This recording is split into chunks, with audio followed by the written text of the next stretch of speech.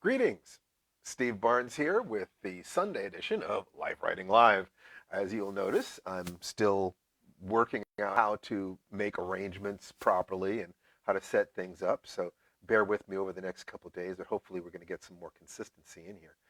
As always, if you find this particular session to be useful to you, be sure to share it. That's how we know which sessions are useful and which ones are not.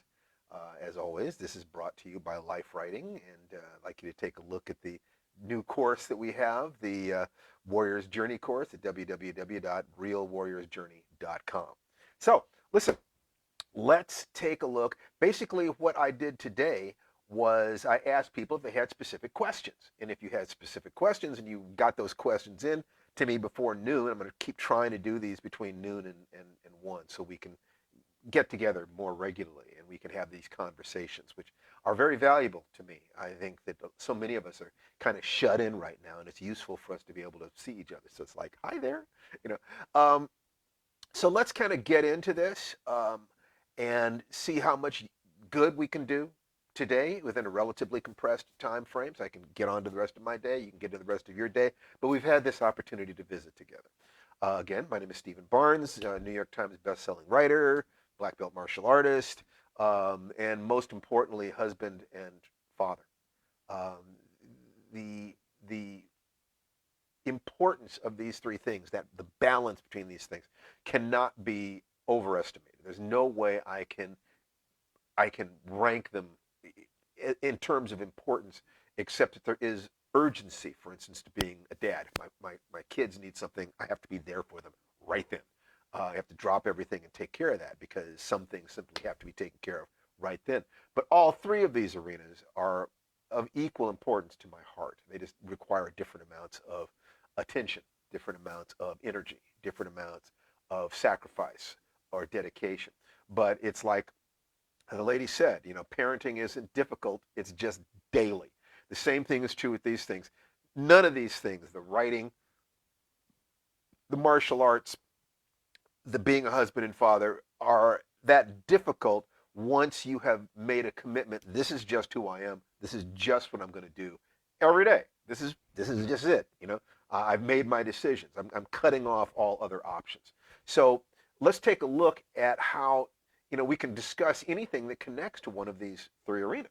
And everything, I can make anything connect to one of those three arenas. So it's going to be relatively easy for us to do that. So let's take a look. We had some questions today. So where am I today? I'm at home, here in Southern California, self-secluded, in the home with my wife and my son. My son is probably still asleep. He's staying up until 2 o'clock in the morning, 3 o'clock in the morning, gaming with his friends. And that's the way he deals with his stress, and that's it's fine by me. I uh, let him sleep. Starting tomorrow, he's going to have to start doing schoolwork. We've been keeping him doing homework every day during the week so that he stays a little bit on his schedule, um, so that we don't have it's not too much disruption for him. There's an old picture of him. This is so old. My God, he was so little and cute back then. What happened to him? He's like 6'3" now. It's just like, oh my God, and wants to wrestle with dad. So it's like, why do you keep in shape, Steve? Why do you work so hard at staying in shape, Steve? Because my son ambushes me every chance he gets. That's why. So, um, so there's that. And then, with Tananarive, I make sure that I check in with her every morning, every night. We have our rituals during the day. In the morning, it's mostly just, hugging and having gratitude for having a chance to be together and that we're safe. And frankly, there's a tremendous amount of gratitude that we managed to find each other in life because we had a very narrow window of opportunity within which to find each other, and life was kind in that sense. So I never miss an opportunity to tell her how much I love her and how important she is to me, how important this family thing that we're creating is to me. And that's one of the things that I allow myself to free associate here just a little bit. If the magic formula says that gratitude is one of the most important things, if you have a zero in gratitude, the whole thing falls apart. Your life just falls apart. So if you have a hard time thinking of what you have to feel grateful for, ask yourself what you'd miss if something went catastrophically wrong. Are there people that you love? Your health, your finances, having a roof over your head. If those things were taken away, would you miss them? If they would be missed if you lost them, then it makes sense to give gratitude for them now. Okay. So there's always that gratitude thing. So that's kind of where I am right now. There are more specific questions that I can answer. I mean, I just turned in a story for a, a company that does short audio productions. Got paid $1 a word for that. That was kind of fun. I am still working with the Don Callan Warrior's Journey course, and developing the structure around that and caring for those students. I do that every day. I am jiggling my workout routine a little bit. There's some things that I would like to accomplish there. I just need to make sure that my body can recover from it. It's very, recovery is as important or more important than pushing myself. When I was younger, the most important thing was pushing myself. Now, the most important thing is being sure that I can recover from having pushed myself. So it's still that yin yang symbol, but I have to be more conscious of it. I can't be presumptuous about it. I can't take it for granted. My health is arguably my most precious possession next to my family, and so it behooves me to take good care of that. So let's see. That's where I am today. If you need any more specificity, let me know. They're right there. And by the way, hello Julius and hello Duce Littlejohn, Tony Armstrong and Judy Como and Valdina Rush and Mike McLean and Jerry Jackson and Christopher Wallace and John Throw. And hey, Joel Eisenberg, always good checking in with a good dude. He says, well, it's always good being here for the good people. I really enjoy this. You're my tribe. You're the people who think the way I do about enough things that we can have these conversations. So if you're enjoying this, send me some hearts, some love, kind of, say hi there, like this, some thumbs up or something like this, just so that I kind of know that you're there. And let's move on to the next question. So somebody asked me, what would I do if I was starting over from scratch in the martial arts? Um, and I wanted to get fit. I wanted to, martial arts for health and self-defense. First of all, I would separate those two things out. That martial arts are not about health; they're about survival. And so, even though they have some health benefits, there are fitness benefits, they're balancing your energies in a different way, and psychological benefits and so forth. Primarily, martial arts are about avoiding damage, and sometimes that involves conveying damage to a target. So you are generating force and conveying it to a target. And the process of doing that is not necessarily healthy. There's lots of damage that you take in the process of learning it. The transferring, rotary momentum to linear momentum. In other words, your body doesn't move in straight lines. The human body doesn't want to move in straight lines. It wants to move in arcs and circles. So what you have to do is you have to generate force and spin a straight line off a circle. Generate. Of doing that, it's always imperfect. Engineering wise, it's always imperfect. So there's always some damage to the joints. Now, over time, if you're very young, your body will heal from this. But if you do too much of it, you're going to need that hip replacement. You're going to need that knee replacement, and so forth and so on. So if you focus on the performance aspect of things, you could have some problems. But Scott Sonnen, who I highly recommend at rmax.com, rmax.com, did something he called the three-dimensional performance pyramid. And I wanted to talk to you about that very briefly, because if you want to take care of your health, you have to understand the difference between health and fitness. So let's take a look at the three-dimensional performance pyramid. So here you have a pyramid. And the most important thing is health. I would say that you could actually have a level down here that's even more important, which would be sanity. Health, okay? But there's health, and then there's fitness, And then you have skill. And then you have competition, for instance. And then maybe use. So in terms of the martial arts, let's say that you'd want to start with your emotional health and you go from there to your physical health. Now, what I would suggest for your physical health is not martial arts. I would even suggest martial arts for fitness. Although martial arts has fitness and health benefits, it is not specific to those things. So what I would suggest here, if you have any questions at all, especially if I was just starting over again, I would say yoga. Absolutely, hatha yoga. It is better for production of health and fitness, for the production of health, and in some ways fitness, but certainly health, than any other discipline that's available broadly to the general public. But once you've got that health and fitness, fitness is a tricky thing. It is, the specific adaptation to induce demand, the SAID principle, SAID. Specific adaptation to induce demand. Fitness is specific to your lifestyle and specific to the things that you want to accomplish. So the question is, who do you need to be in order to do the things you want to do to fulfill your goals, your dreams, your outcomes in life? It's going to be different for everybody. It's going to be different at different times in your life. So I can tell you one thing that I would look into if you've got the yoga. One thing I would look into very much is kettlebells.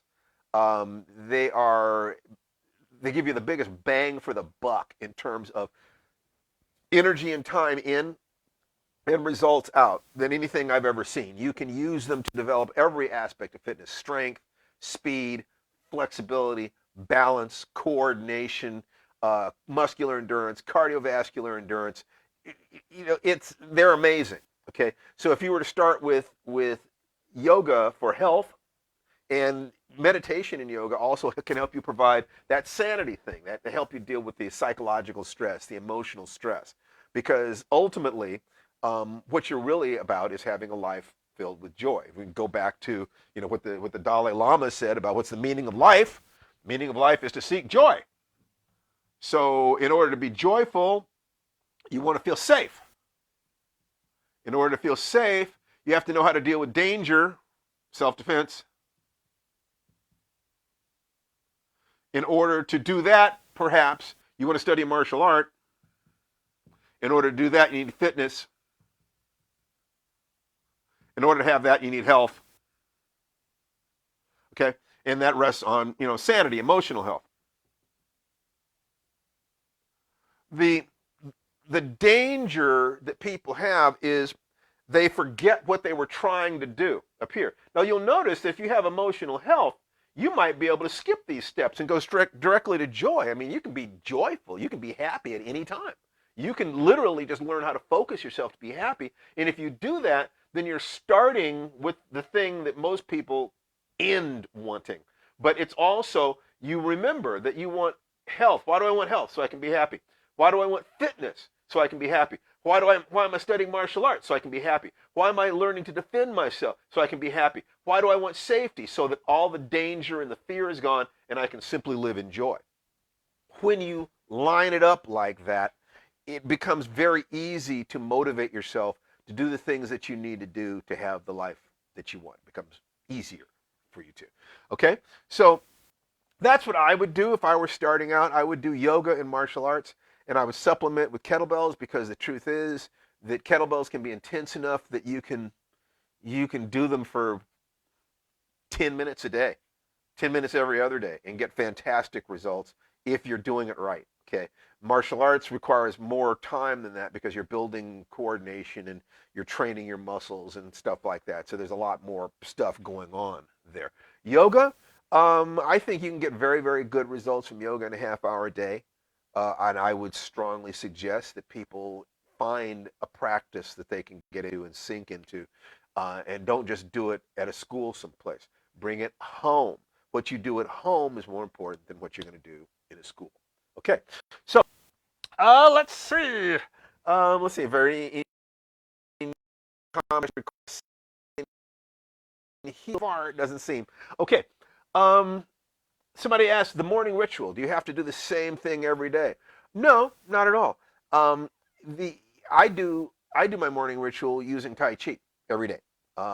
And but I could walk one day, I could do yoga one day. You could play around with it. The physical part of the morning ritual is to engage you with your body, which you must do. Otherwise, it's just concepts that float around in your head. Okay. And that is a huge mistake that people make. They're not anchoring their dreams, their hopes to the physical reality of existence. So therefore, it's easy for them to get lost in hallucination. If you're walking a mile, the mile doesn't care what you think about yourself.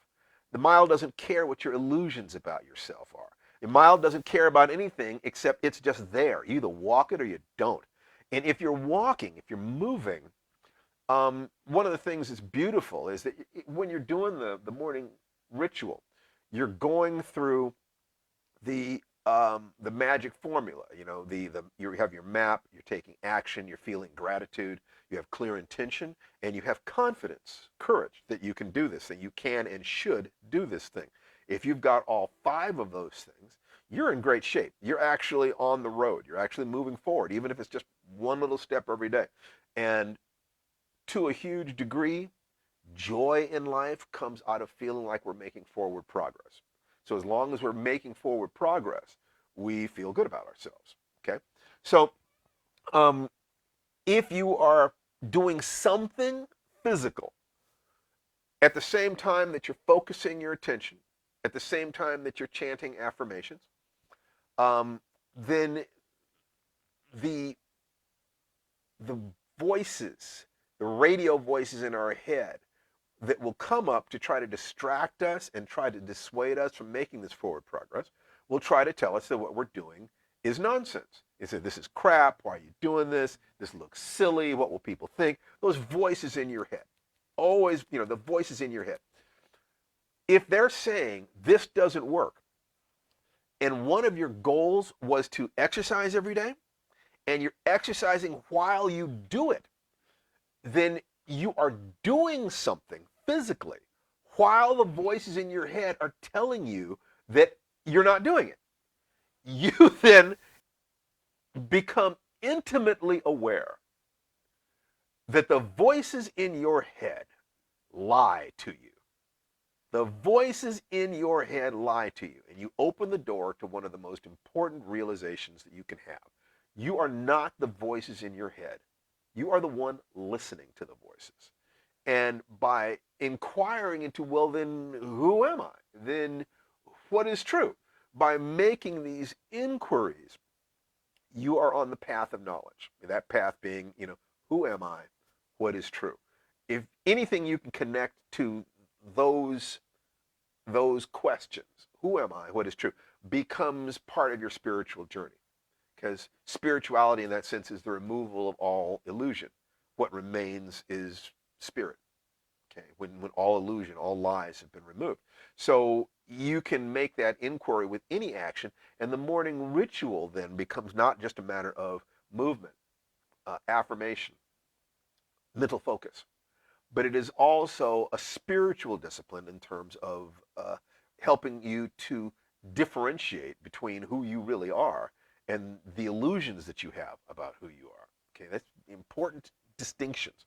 So um, if I do Tai Chi today and I did some martial arts thing, or I did some yoga, or I went for a walk, or I hiked on a trail, it's still engagement physically, and just fine, no problem whatsoever. All right, I'm going to leave the three gates until the last thing, and then the question about weight in the martial arts. If you want to uh, lose weight, the primary thing that you have to do is to get your caloric output above your caloric input. That's the thing. No matter what people say, no matter what you try to do, if it's a matter of speeding up your thyroid, it's a matter of reducing calories, it's a matter of burning more calories. It One way or the other, you have to get your output above your input. The process of doing that can be difficult because there are emotional problems. There are social issues. I mean, love eating what my wife makes for me. It's a way of sharing love. It can be difficult to say, honey, I'm not eating today, when she's cooked a meal. So you notice this little, I don't know if you see that. Can you see that on the screen? You see where it says fast? That's actually, I'm actually doing that. I'm actually wearing that to remind myself and to not have to constantly remind her, I'm fasting today, hon. Um, it's just, as long as I wear this, I can't eat. Let me move that up. Yes, fast. So today is a fasting day. I can't eat today. If I eat anything, I mean, even a peanut, I have to take this off. So there's a little bit of emotional, and I'm competing with myself. I don't have to constantly be talking about it. It's a reminder.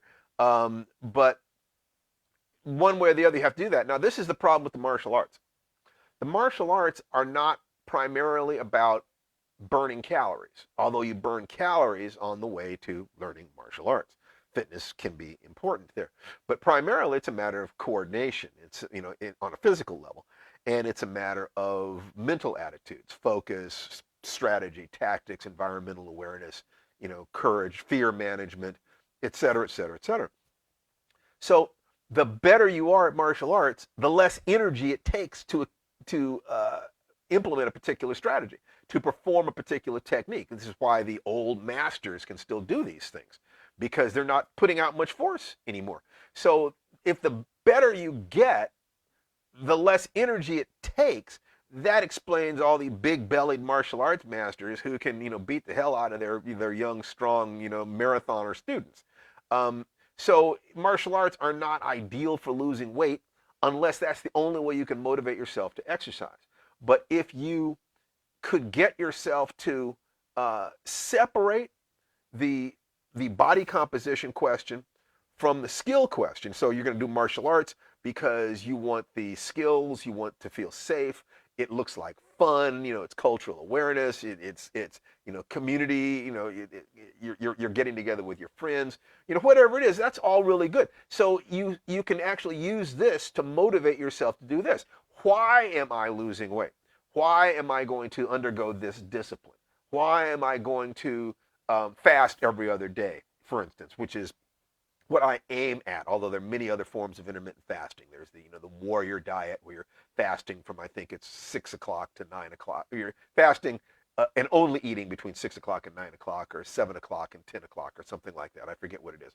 But it is expanding the period of time in which you are not eating so that a variety of positive adaptations can take place. The easiest form of it is just, every other day you don't eat. And the interesting thing about that is that it's actually easier to not eat at all than it is to cut down the number of calories that you take in, because of a phenomenon called limbic hunger. It's the reason you can't just eat one Frito. As long as you have no food there, the hunger is just sort of a constant hum. But the instant you eat anything, it's like the hunger wakes up. Wait a minute, food? And all of a sudden, you've got a problem. Okay? So if body composition is the issue, then I would suggest that you examine it separately. If you were to do kettlebell intervals, using a Tabata protocol, 20 seconds of intensity, 10 seconds of rest in cycles, so that you're doing that for 5 minutes or 10 minutes, trust me, once you've learned what you're doing, you can murder yourself in just 5 minutes, 10 minutes. And by doing it that way, you are jacking your caloric output. You're jacking your metabolic output fantastically. As opposed to LSD, long, slow distance, which is what most people do when they're walking or they're even running on a treadmill or a track, which is great for burning calories while you're doing it. The trouble is that running only burns, I forget what it is. It's something between 300 and 500 calories an hour, and a pound of fat is like 3,500 calories. So it takes somewhere between 5 and 7 hours to burn a single calorie of fat, a single pound of fat, if you're doing LSD, long, slow distance. But interval training, intense intervals, will jack your metabolism all day. You combine that with fasting, and the weight will just drop off. I mean, it seriously will. I'm not kidding. You can also use that Tabata protocol sort of thing with things like sun salutations or burpees, or any whole body activity. Not just your legs. Certainly not, doing upper body curls or stuff like this. You have to engage your entire body so that your heartbeat spikes and then relaxes, and then spikes and then relaxes. That will raise your metabolism. Now you do that for a relatively short amount of time, and now, so you're doing a little bit of yoga, you're jacking your metabolism so that you're burning more calories, you're fasting every other day, or you're fasting every day, within a certain window, so that you got your caloric output above your caloric input. That is the key. No matter what people do, no matter what kind of exercise, no matter what kind of diet, no matter what kind of medical discipline, no matter what kind of surgical intervention, all those things, no matter what kind of therapy you go through, no matter what kind of support group you join, the whole point is the physics of it have to be addressed. It's complicated because of the psychology and the biology and the nutrition and so forth, and the sociology and so forth. But at the level of physics, it's simple. So whatever else it is that you're doing, make sure that you always are looking at how is this affecting the physics of it? How is this affecting the physics of it? Your body cannot break the laws of physics. It cannot. So there will be 100 new diet books out every year, but not one of them can possibly break that law. All they can do is give you different ways of addressing it. So keep your attention on that. No matter what fad comes down the pipe, keep your attention on that. Now, given that, the other reason that you might not want to go into the martial arts specifically to lose weight is that fatty tissue is non-contractile. It does not contribute to the motion. So therefore, it is detracting from the motion, and it will actually increase the wear and tear on your joints as you are moving. You try to pivot, and the additional weight does not help your knees. Okay, so if you are in the arts, I would say, go into the arts, but keep health and fitness as separate things. Come up with some brief, intense program that enables you to address those things, and then go and practice the martial arts for fun. So you got your fitness over here, and you're doing the martial arts for pleasure. The other thing, of course, is that if you get your endurance up, then other people in class are getting tired while you're still fresh. You can focus on learning what the teacher has you doing while they're huffing and puffing. And so you'll actually get ahead of them. It'll actually help you accelerate. So last thing I want to talk about today is the three gates. I touched on this. The three gates are three questions that everything that you say needs to pass. Is it true? Is it useful? Is it kind? Planking. Oh, by the way, Felice Burns asked about planking. Planking is a tremendous abdominal exercise, and it's good for the lower back. I suppose you could do planking while you're doing your morning ritual. I suppose you could. Planking would not be an exercise that I would prioritize for weight loss, however. Although it's very good for muscular endurance, and it's very good for strength, and it's good for posture. Planking is a tremendous exercise. What you specifically want for to raise your metabolism is intervals, preferably in the aerobic zone for over 12 minutes. There is a threshold that you cross. 12 minutes. It's called the neuroimmunoendocrine response, the second wind threshold. Most people will get into second wind between 12 and 15 minutes of the steady state activity like running, hiking, something like that. When you cross that, there's a whole cascade of wonderful metabolic things that happen inside you. So I want that. If you can plank for 12 minutes, you are a bad mofo. So, I mean, you don't need any recommendations from me. I'll tell you that. So planking is wonderful for strength and integration of the body. Fantastic exercise. I do planking myself with an unstable balance board. It's just murder. It's just murder. But it's great stuff. I'll do that with my wife. There's actually an unstable balance board. It actually has an alcove that you put your cell phone, you put your smartphone in, and you can play video games using the plank as your controller, which is fun. It helps keep your mind off the agony. Um, but at any rate, is it true? Is it useful? Is it kind? It is obvious the value of this if you're talking to someone else. Is what you're saying the truth to the best of your knowledge? Is it useful to say? In other words, if someone has an ugly baby, it may very well be true that that is a hideous child. But what is the use of saying that to them? What is your purpose? What is your intent? Working backwards from the question of intent. Why did you say this? Why? And is it kind? Well, obviously, saying that's the ugliest baby I've ever seen is not kind. It's not useful. It may be true, but it doesn't pass the other gates, does it? So if you do that, you will find that your interactions with people are much nicer. I mean, just much smoother, okay, less confrontational. But what people don't think about is going back to that question of your internal dialogue, the voices in your head, is what happens when you apply those three things to yourself. If you are constantly asking yourself with okay, we control our emotions with our body language, our body movement, our mental focus. What are we thinking about? And the things that we say to ourselves in our heads, right?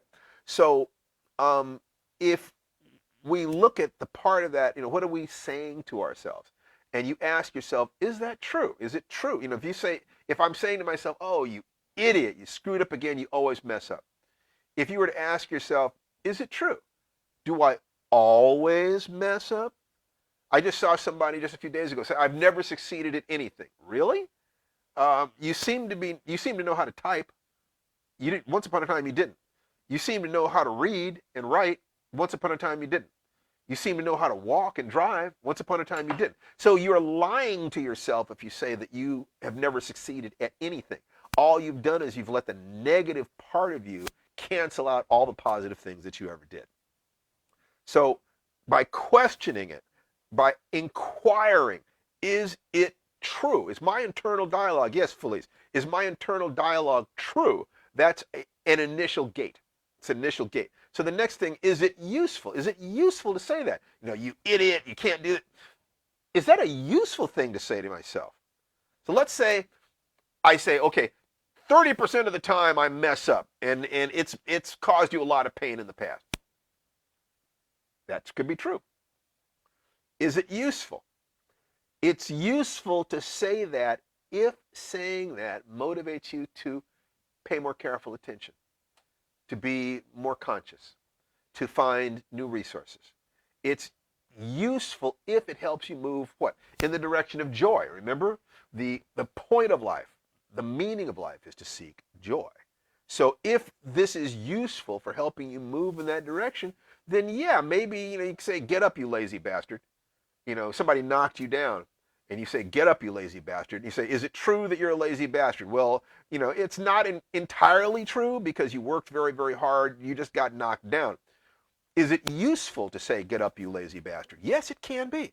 If saying something like that motivates you to act, then it can be useful. It's better if it's true too. Get up. If you don't get up, he'll win. Might be truer than get up, you lazy bastard. But get up, you lazy bastard might be more confrontational in a way that motivates you to act. The third thing, is it kind?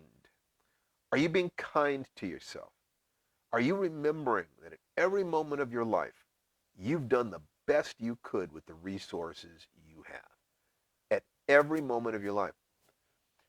If you can look at your own failings and realize that you tried your best, you really did. And at times when you did better, it's because you were able to tap into new resources. It was because you were able to do things in a different way. That's why you were able to succeed when you succeeded. Once you grasp that, it's much easier to be kind to other people. But if you're kind to other people, but not kind to yourself, then you get to ask yourself, why not? Why am I nicer to other people than I am to myself? What's that about? Now, I discipline myself more than I would ask anybody around me to discipline themselves. Um, I, I because I love myself deeply, but I also know that I'm on a particular journey. The people around me are not necessarily on that same journey, so I don't have the right to beat them up in the way that I'll beat myself up sometime. I try to be supportive. I try to be, but I also need to be loving and understand that we're all completing this journey of life in our own time, in our own way. Uh, so is it true? Is it useful? Is it kind?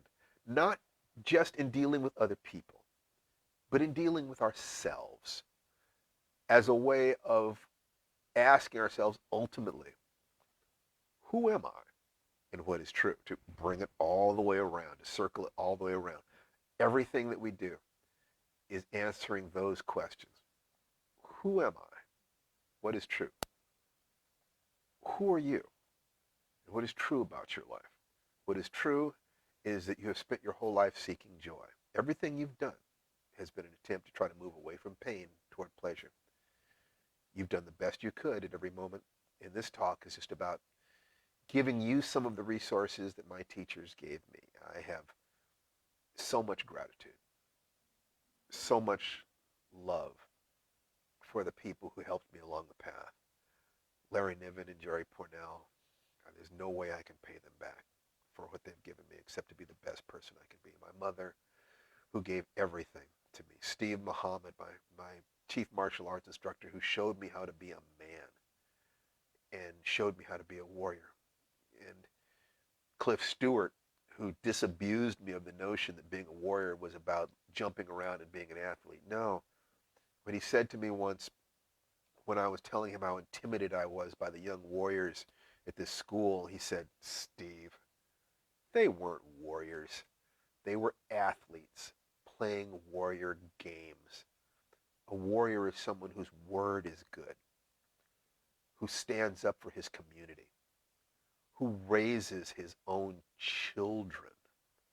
And I understood at that moment why these men and women had loved me and been kind to me.